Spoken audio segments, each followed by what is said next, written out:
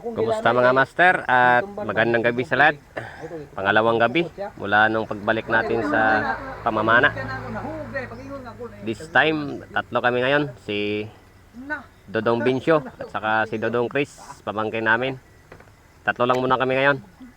At dito lang kami sa tapat dahil medyo masama yung panahon, kumikidlat at saka makulimlim. Kaya hindi na kami lumalayo. So guys, another adventure ulit. At sana sabayan nyo ko at panoorin. Let's go. Nang matapos na kaming maglakad at nakarating na dito sa spot namin. So ready na agad. At saka si Dodong Chris ay nauna nang sumisid. At siyempre susunod na rin tayo. Medyo malinaw yung visibility dito ngayon. Kaya okay to. Sana marami tayong makikitang mga isda at mapapana.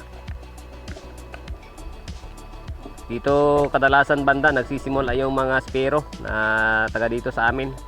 Dahil ang spot na ito ay maganda or pabor. Kumbaga, paikot lang ito at papunta sa street na area. Kaya simulan na natin ang bakbakan.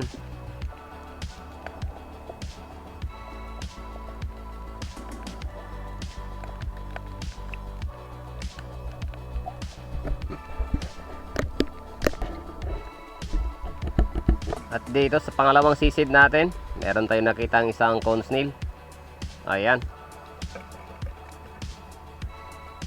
Medyo nasa tamang laki na siya, kaya dinampot na natin. At pwede na ito, pang ulam.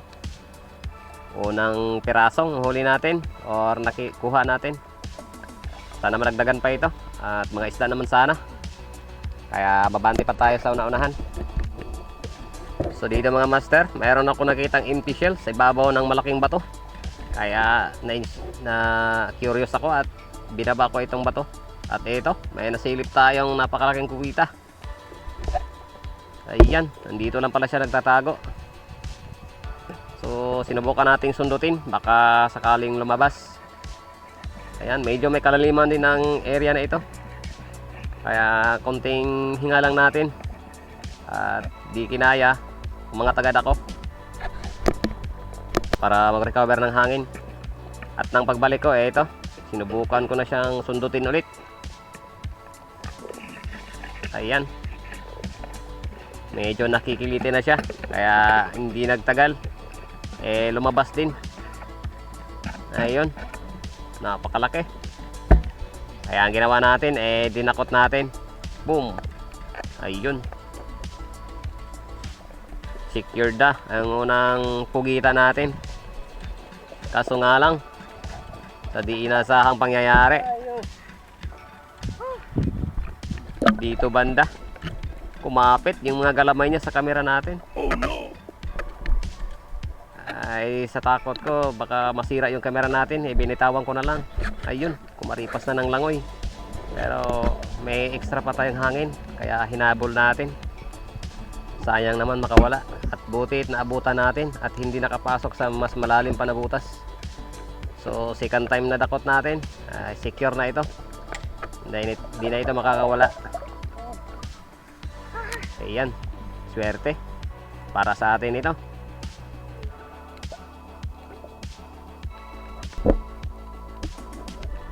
Dito naman sa sumunod na lapag natin, isang cone snail ulit yung nasilip natin dun sa mauna-unahan. Kaya dinaybagad natin at dinampot.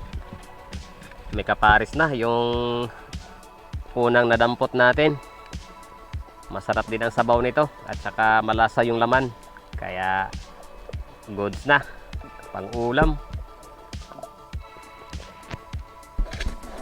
Dito naman sa dive na ito, mayroon ako nakita sanang isang surahan paikot doon sa mamaliit na bato. At nang silipin ko na, iba yung nandito sa loob ng butas. Ayan, isang uri din ng snapper. Good size na snapper. At pagkatapos ng pagpana natin dito at nang ma-recover na natin, binaba ko ulit at hinanap kung saan sumuot yung surahan. Kaso nga lang, hindi ko na talaga siya makita. Kaya next time na lang.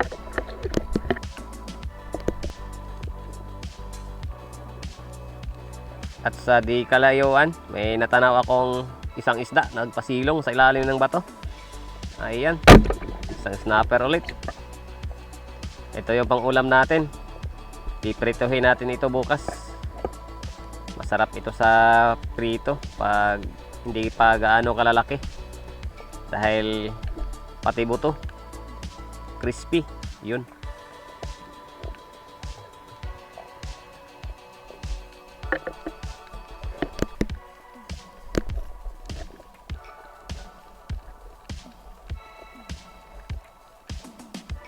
At dito mga master, isang snapper na naman ang ating napana.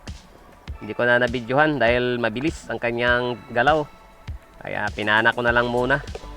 At saka ako na-recover. Nahirapan pa nga ako sa pagpalabas sa kanya. Kaya tinanggal ko muna itong nakaharang. At ayun, isang good size na rin na snapper. Pwede na ito pambenta. At salamat at nagadagdag pa tayo. Sana mayroon pa doon sa unahan. Kaya move on tayo.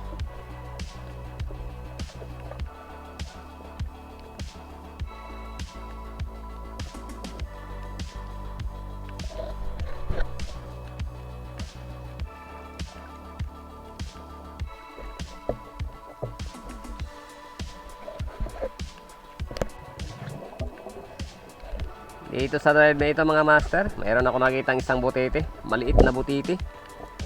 Kaya binaba ko at binidyohan lang. Ayan. Pinagmamasdan ko lang siya. Ngunit ng paglingon ko sa may bandang kakanan ko, meron palang isda doon na nakatambay. Ayan o. Isang timbungan pero di pa siya gaano kalalaki. Ito ang good size. Ayun. Meron din palang parrotfish na nakatabi sa kabilang side. Grabe. Nagkumpulan sila dito sa area na ito. Dito naman sa dive na ito, i-recover ko na sana yung lapu-lapu na napana ko. Pero bago ko siya na-recover, palingon-lingon muna ako at pasilip-silip sa bawat side. At ito, meron palang nakasiksik dito sa bato na may corals. Isang parrotfish ulit. Hindi na ako lumalayo ng langoy. At magkasunod ang parrotfish na nakita natin. Kaya akyat talaga siguro mga isda ngayon. So ito na yung lapu-lapu na napana natin. Hindi ko siya matansya kung gaano ba siya kalaki. Pasok na kasi, kaya pinhabulan ko na lang ng pana at saka tinamaan naman. Kaya ayun. At ito, medyo good size na siya, kaya it all goods. Swerte, nakasamba pa tayo ng mamahaling klase na isda.